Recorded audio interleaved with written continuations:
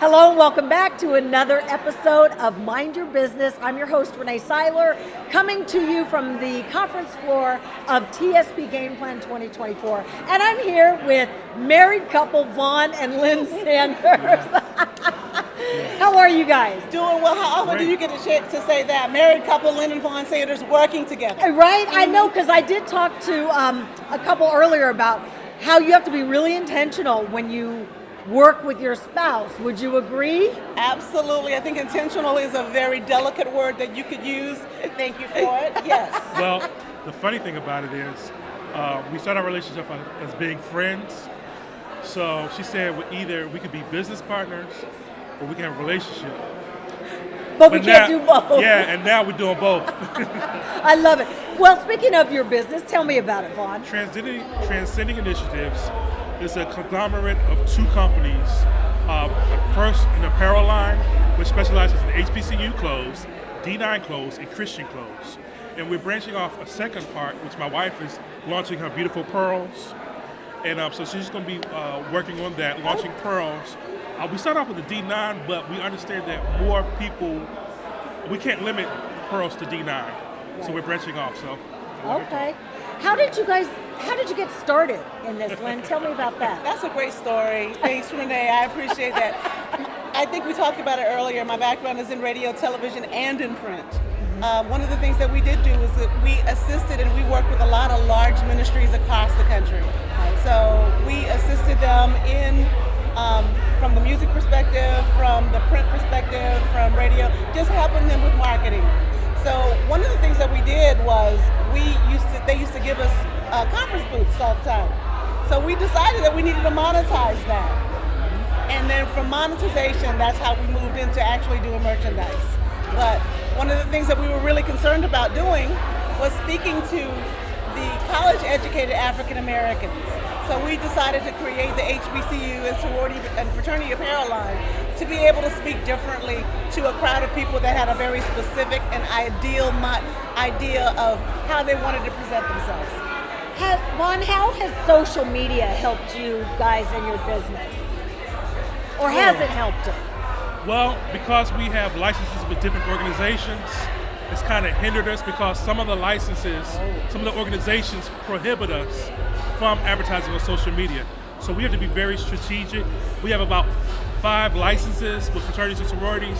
So some of them allow you to do things and some of them don't. But things are starting to change around. So we're actually looking forward to, at the beginning of the year, around March, the handcuffs will be taken off, basically. Oh, wow. So we'll be able to advertise on social media. But social media is how we actually learned about TSP. Oh, okay. So, you saw something? You saw yes. Photos and stuff like that? And Lamar's, I believe it was his challenge he put out. Uh-huh. And so I work a 9 to 5, I work at a church. So I would come home at night, my wife was like, we signed up for this challenge, we signed up for it. I'm like, look, I'm trying to go home, go to sleep. But we sit up every night. By the end of the night, end of the week, we got hooked. We were like, okay, we're gonna sign up for Propel. And then we came to Propel in June. It was in June, right? And then we got hooked. Now, the issue was we were sticker shock because we like, you went from Propel, which was a lower amount, to... Yeah. But like Lamar said, you got to invest in yourself. And it's been a great investment. Yeah, I was going to say, so how have you seen that pay off, Lynn? It's been a game changer, actually. Really? It allowed us to 3X in the amount of time, the 6 months that we were in, we 3X the company easily. Now, like what he shared with you, we went in scared. And I tell this to everyone who comes in there talking about investing in yourself, because that's what happened. It was an opportunity for us to actually invest in who we were as entrepreneurs and create a community, or be a part of a community that understood our challenges as well as our desires, and they've been able to push us for that. So I'm excited about that part. Do you guys come from entrepreneurs in your families, or? I'll put it like this. My grandmother was a maid. I'm from Philadelphia, Pennsylvania.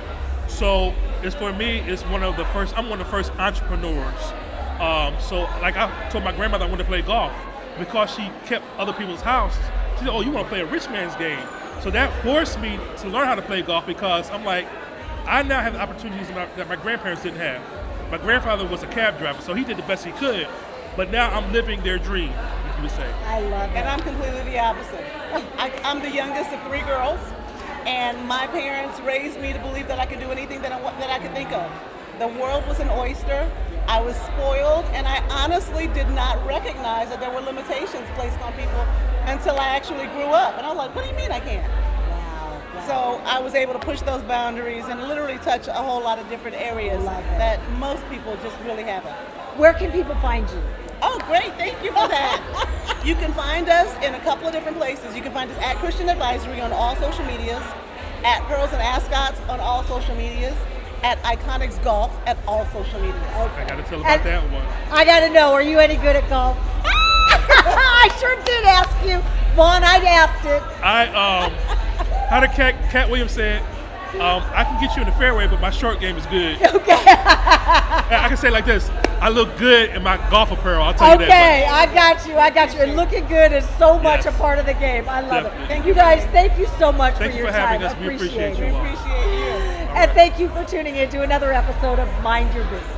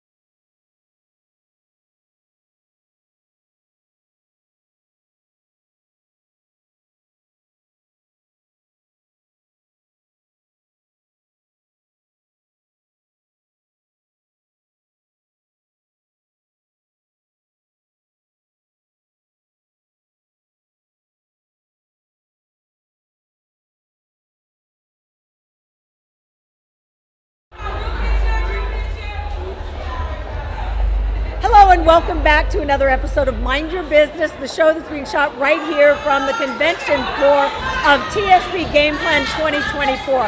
And I'm here with Toyin Crandell. Yes. Good to see you. Good to see you. Thank you so much for having me. Of course. Are you having a good time? Yeah, absolutely a blast. A blast. How long have you been a part of this community? I've been here for the last year and a half. Oh, okay. Yes. Tell us your story and your business. So my name's Toyin Crandall, and I am the CEO of Money Mindset Shift, where we help business owners, career professionals identify what their limiting beliefs are about money, and then shift them and then give them practical business and financial coaching. So we've helped our clients scale their income by millions of dollars, pay off debt, increase their personal net worth. So I'm a money coach. Money is a weird thing, isn't Yes. it? It has sometimes a power and a hold over On people, that's right. Why? It's so interesting. I often tell people that money is completely neutral, but when I heard someone say at the conference yesterday something I so much agreed with. He said, many of us, all of us are born into abundance, and then we are taught poverty. And I loved that quote because it's so demonstrative of what our environment, our upbringing, begins to dictate the beliefs that we have about money. Right. And we think that what we think about money is the truth. So you hear some people and they'll say things like, oh, I'll always have debt. because they think it's the truth, it's the way it has to be. But what they don't recognize is the belief is what's actually creating the reality. And if you start to change the way that you approach it, your perspective, the way you see it, you can actually create a different reality. So for example, like I started off absolutely no money. Myself and my family did not have a home to sleep in. We were squatting with friends and family. We didn't have money for food. And out of that place, you know, there was one night that my husband told me he had been eating chocolates for dinner for a week because I was feeding the baby and he wanted me to have the last of our food. And that was the moment that I decided I'm not going to struggle financially. Like, I wasn't going to raise my daughter up in financial struggle. And my whole conversation with many people is, how do you see what our beliefs are? Because I was genuinely afraid of money. And I'm running a business, because we talk about minding your business, right? I'm running a business and I don't follow up on invoices. I'm running a business, and anytime we would start having financial success, we got to shut that down. And when I did the real work to figure out what's really going on in my heart, I was afraid that if I had too much money, it would take over the other things that I prioritize, like my faith, my relationship with God. Wow. And so these are the kind of brain games that our brain can sometimes play when it comes to money. I feel like, I'm listening to you talk and I'm like, that's me. But my fear, genuine fear of money comes from an unease about numbers. I was a horrible person with math. With math! I'm telling you, you're not the only one.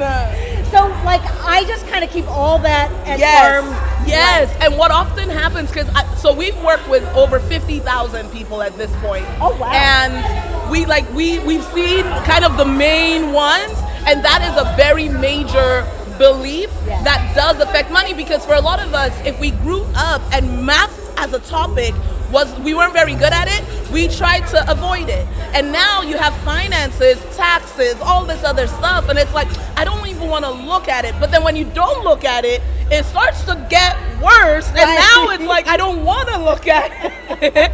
Right. And it's until we have situations that now force us to address it, and we do. But we feel this ick as we're doing it. And so what is powerful, like the opportunity that you would have, and anyone who's watching who has that same one, is beginning to reframe how much you even view math, like how much you understand math. Like, for example, you've been an amazing TV show personality. I was telling her, she's amazing. Okay.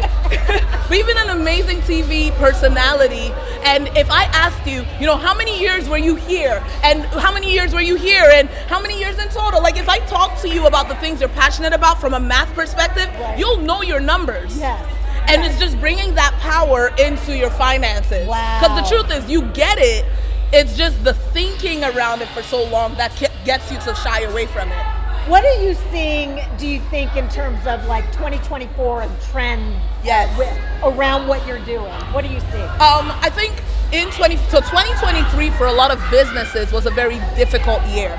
A lot of businesses, I think, did not expect, like we were talking to our people back in 2020 when the pandemic had happened, and there were a lot of, reactions from the government with spending. We told them, with this amount of spending and printing of money, there will be inflation. So prep yourself for that. And usually around inflation, there is recession, usually. And so just historically, I think a lot of business owners were shocked by the genuine impact on consumer spending. And then consumer spending ends up impacting how much people pay them. And so I think coming into 2024, my biggest encouragement to business owners is to acknowledge and release 2023. Like, sit with yourself, sit with maybe the disappointments, sit with the highs. This was something I noticed as well. So we had like an end of year session for our full community, and there were many business owners where I asked them what were some of the weaknesses, what were some of the challenges last year, and in the chat they were like this. And then I said, how did you win this year? How did you win in 2023? And there was this silence before people started popping things up one by one. And we just talked about how easy it is often for our brain to notice what we missed to notice our weaknesses, and to now approach the new year from this fear of what if that repeats, versus really forgiving yourself for the mistakes you may have made, releasing the year, celebrating the good, focusing on what you learned, focusing on how you won, and then coming into this year with a fresh mindset. Okay, based on this mistake and that thing that happened last year, how am I going to adapt to make sure that my business is able to do better in 2024 than it's ever done before, no matter what's happening in the economy? I love it. I love your passion, and your enthusiasm. I love seeing business owners win. So when I heard like this is the Mind Your Business You said, conversation, I I'm like, I want to get on that. Toyin, thank you so much. Where can people find you? People can find me at moneymindset.shift.ca or toyincrandall.com. And are you on any of the socials? Oh, of course. Of course. All right, drop Toyin it. Crandall, Instagram, Facebook, LinkedIn, all of them. TikTok, which one? Which one? Thank you so much for your time. Thank you for you. sharing the trends and the information. And good luck to you this year. Thank you so much. I appreciate it. And thanks for tuning in to another episode of Mind Your Business.